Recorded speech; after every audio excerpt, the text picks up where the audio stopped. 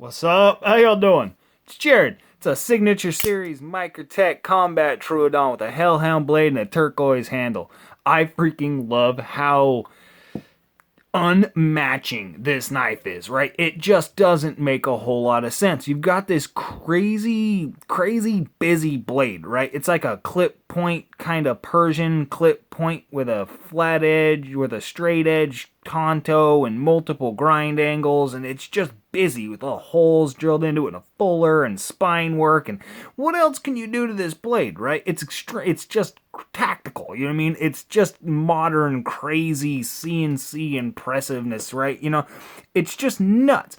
And it's in a combat Troodon, right? Which is a double action tactical knife, you know what I mean? It's got a good blade length, it's a good long handle, you know what I mean? It's definitely a tactical knife, but at the same time, this thing is freaking turquoise. It's freaking blue. They call it turquoise, but I call it blue. It's more just a light blue color. I love how just in contrast this knife is, the overall build construction, the actual overall knife to the color choice that's been delivered here, that's actually offered in this. I freaking love that that this is even a thing. I saw this in the store. This is the most expensive knife I have bought to date. I saw this thing in the store, and honestly, it wasn't something I had intended on purchasing. You know what I mean? It didn't scream, ooh, I really need that, when I first saw it. But I got to thinking about it, got to looking at all the pictures online of these hellhound blades and the UTX 70, the Ultra Techs. They've got it on the Halo 6.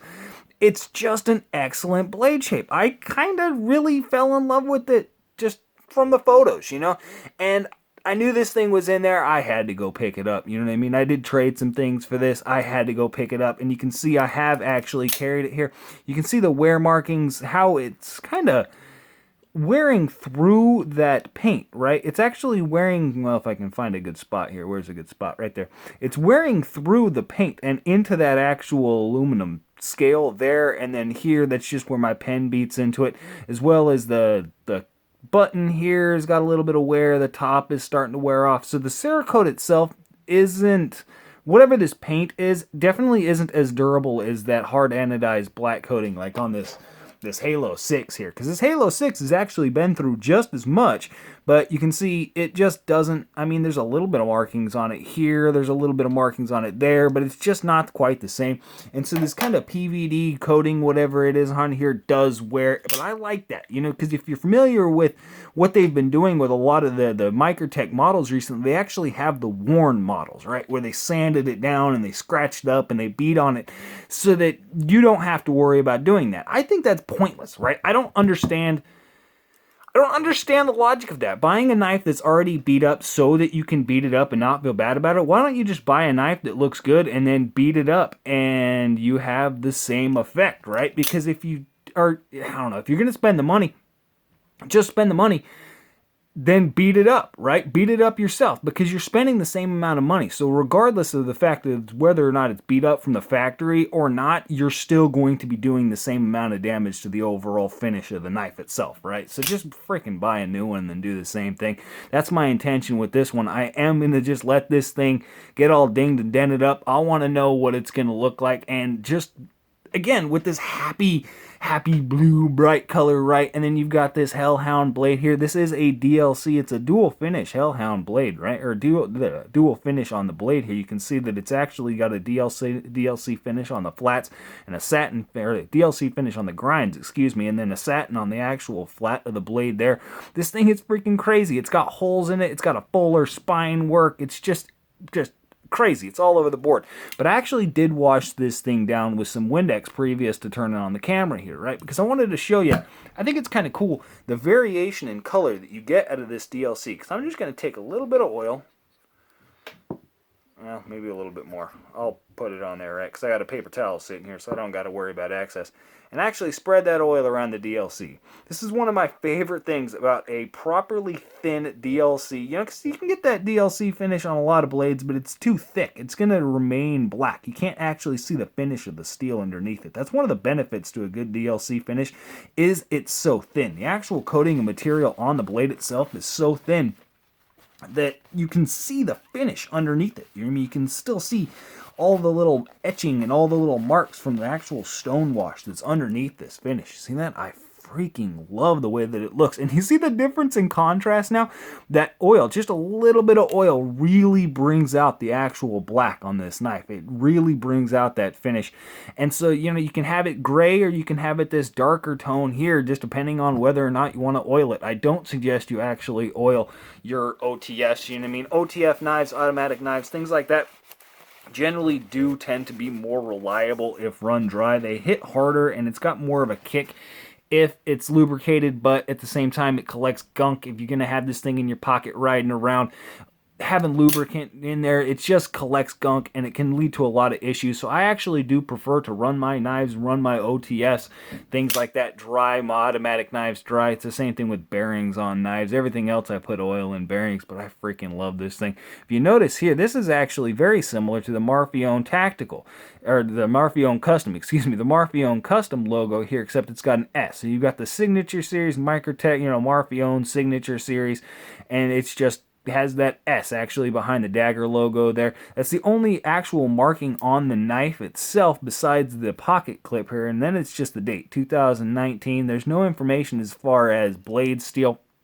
I did email them about the actual blade steel, you know, asking them what, you know, just trying to narrow it down. It's either a CTS XHP or what was the other one? They told me a couple of them. It was, I think, yeah, CTS 204P or CTS XHP were the most likely candidates that this thing was, but they couldn't actually tell me exactly what it was. They are trying to narrow down their steel choice to more American-made steel over, you know, in the future. This is what they told me. They are looking to get more American produced steel in their lineup, so it's probably a Carpenter steel in here.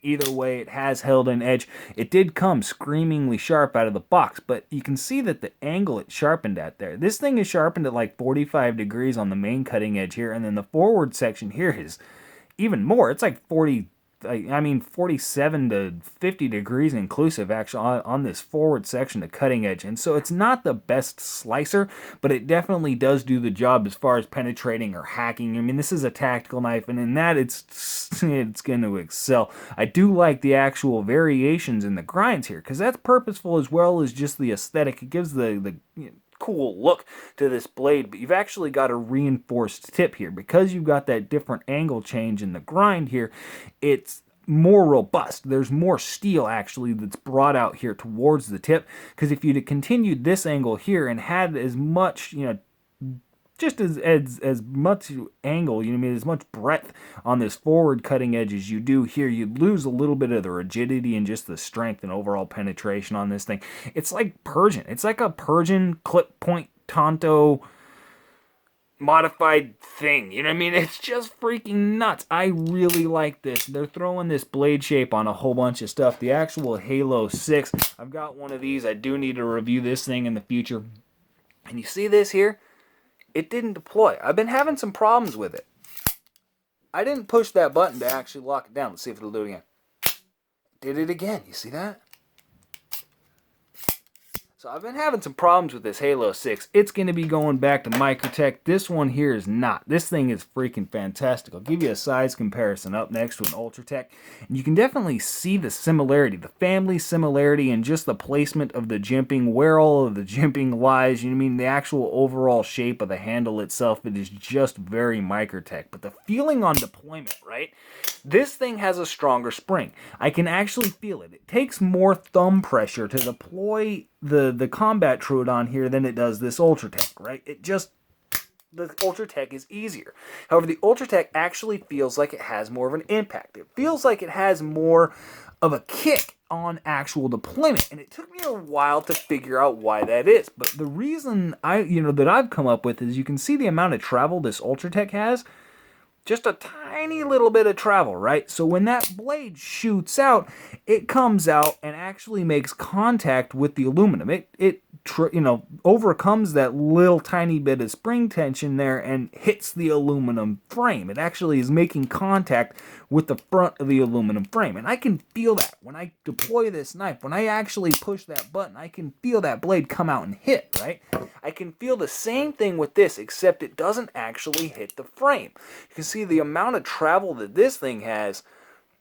it's like double. You know what I mean? It's possibly 3 times the amount of travel actually out that the Ultratech here has.